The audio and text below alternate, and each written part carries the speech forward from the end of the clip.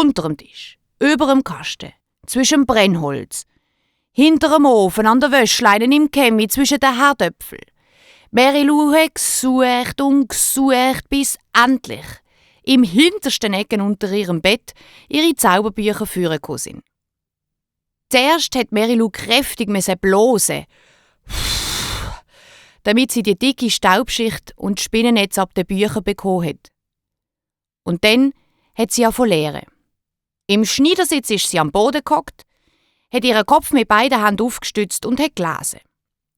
Es gibt so viele Zaubersprüche und alle muss sie auswendig lernen.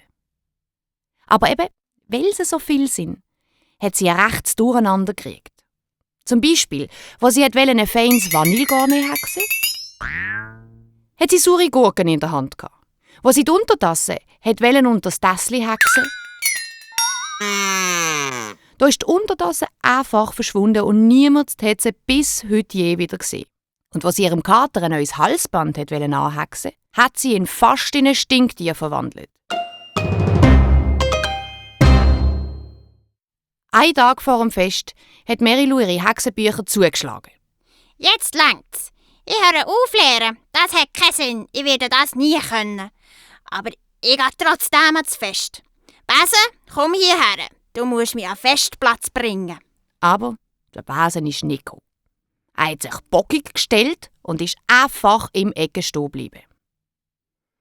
Mary Lou hat ihn mit Liebe, einschmeichelnden Worten ganz lang locken, bis er sich endlich gnädigst entschlossen hat, sie doch noch zum Hexenfest zu fliegen. Allerdings war der Flug alles andere als angenehm. Der Besen hat bockt und gehopst und gestoßen und zappelt. Wie machen das echt die anderen Hexen?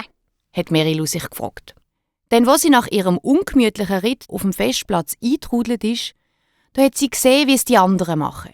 Sie haben elegant in einem Schwung ihre Besen vom Himmel Richtung Festplatz dirigiert. Und haben vor lauter Freude und vielleicht auch zum ein bisschen vor den anderen Blöffen noch 2 Looping angehängt und sind sogar freihändig auf ihrem Besen gestanden beim Fliegen. Endlich sind alle Hexen angekommen. So Hexen sehen ja schon ganz eigenartig aus. Da gibt es zum Beispiel eine, die ist riesig groß und mächtig. Sie hat eine enorme Nase und fast keine Zähne mehr. Und wenn sie schwätzt, dann zittern die Blätter an den Bäumen. Und da gibt es eine, die ist von Kopf bis Fuß ganz rot. Ihre Haare sind so rot wie Feuer und ihre Ohrringe haben die Form und die Farbe von einem roten Krebs. Ihr Rock dafür sieht aus, als wäre er drängt voller Blut.